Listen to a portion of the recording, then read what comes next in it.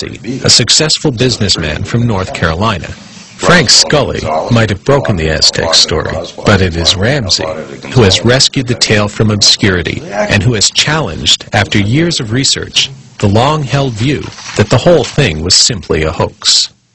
In looking at the story, that was one thing that intrigued me, was looking at the claims made back in 1950 by these 8 scientists. And one was the secret radar bases.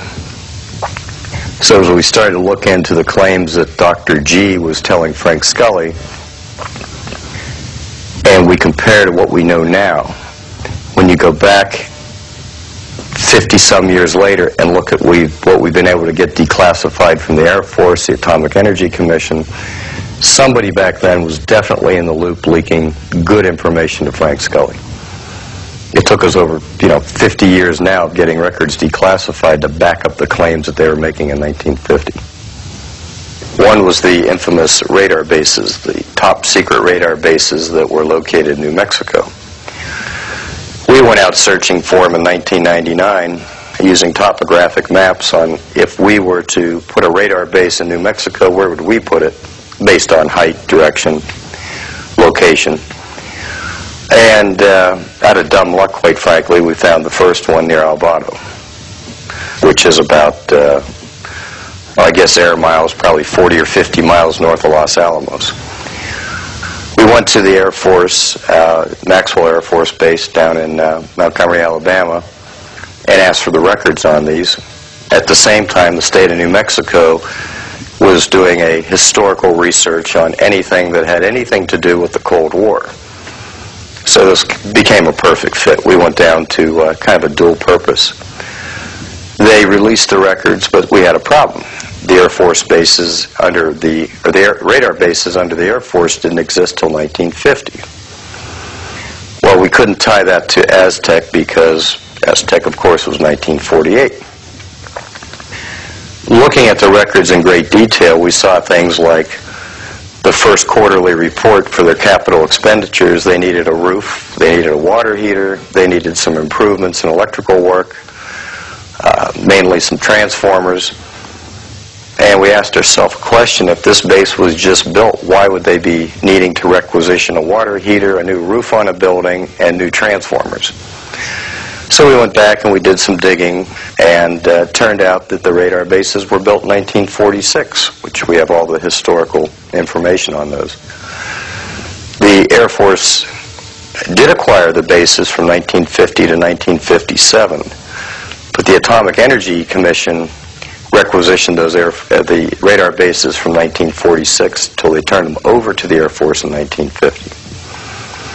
There were 3. We had Continental Divide, which is out near Gallup, Alvarado, which is near Chalma, Tia Maria area, and Moriarty, which is due east of Albuquerque. That put up a perfect triangle around Kirkland Air Force Base, Sandia National Labs, and Los Alamos, which was the main purpose of those radar bases, was to protect those Atomic Energy Commission installations. Ramsey, who has done a tremendous amount of research on AZTEC, he found these places. If you look at the history of the Air Defense Command and the setup of the lash-up radar system, which was the beginning of our whole Continental Air Defense radar system and all of that, there were no Air Defense Command radars at those sites at the time of the alleged crash saucer incident. But he found out that there were radars there, and they were under the control of the Atomic Energy Commission. They had something to do with some sort of vague, feeble attempt to provide for defense against air attack at Los Alamos, the national lab, the bomb lab. As far as the rest of New Mexico is concerned, there just weren't any such radars. They had them at White Sands. They had radars at White Sands for tracking captured V-2s that they were launching down there and other things of that sort. But those were, again, these were World War II retreads, essentially. There was nothing exotic. What kind of people did they have serving here? Because it looks like a short straw kind of gig for me. Yeah, that's what I thought when I first saw it. I thought, my God, you really had to do something wrong to get here. But boy, you look at the reports, these guys were the cream of the crop. The three bases, they had some pretty impressive resumes, let's put it that way. We looked into the type of radar that they were using at these 3 installations, and especially Alvada had a very, very powerful radar. It was an experimental radar for the U.S. Navy. It was a high microwave, which all radars are. They all work on some form of signal microwave. This one was extremely powerful, and we even have the manuals telling the operators the do's and don'ts if aircraft were in the area. Keeping in mind that was a restricted airspace back in those days.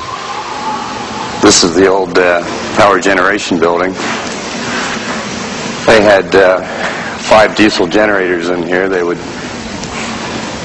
pump the kerosene, the diesel fuel in here through the pump station, the pump house right there. And this was backup. These radar units took a lot of electricity to run.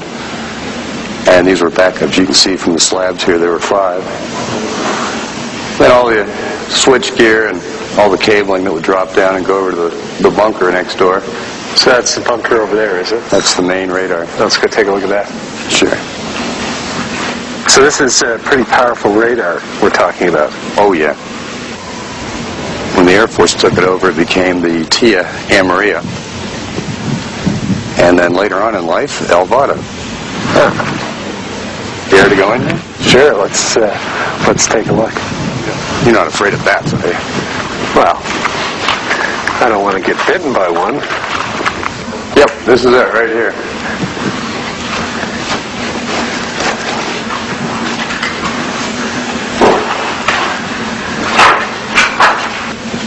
Probably won't want to go back in there. Probably not. I guarantee you don't. And so people speculate that the radar here was powerful enough to interfere somehow with an alien spacecraft. That's a theory. And might have brought it down. And they would have had similar radar stations, I assume, down by Roswell. They had one in Corona, and if you read the historical reports we were going through last night, they also had one down at Walker, which was Roswell. Right. Coincidence? Yeah, maybe, yeah. If these guys came flying across millions upon millions of miles of space, if they flew from, or billions if they came from another star, and a planet around another star, is it likely that they wouldn't be shielded against the kind of feeble radiation that would be coming out of our radar sets? I mean, how likely is it that they would have forgotten about that particular part of the spectrum? And then they get here and they get shot out of the sky. And people are saying, oh, they're dropping out of the skies. What is all this business? How could a sophisticated craft from far away crash? You know, we had 2 shuttles go, too. Very sophisticated craft. I think they may have run into the unexpected. It was a radar beam or all kinds of other things. Accidents happen. That's the way it is. And I think if you look at the mothership descriptions, these huge monster UFOs, if you will, which are seen to have little ones going in and out of them, one big vehicle could carry a whole bunch of these little vehicles. And if they lose one, they lose one. Okay. Explorers, Magellan didn't make it around the planet. His ship made it. He didn't make it. I think that Scott Ramsey has been a forerunner in this and has done some excellent research. When he started, there were a lot more skeptics than there are today. There were a lot of people who said they were crazy, that this was just a scam, there was nothing to it. And he's proved that there were radar sites, secret radar bases that were sending out microwave rays, microwave beams that could have knocked a flying saucer out of the sky.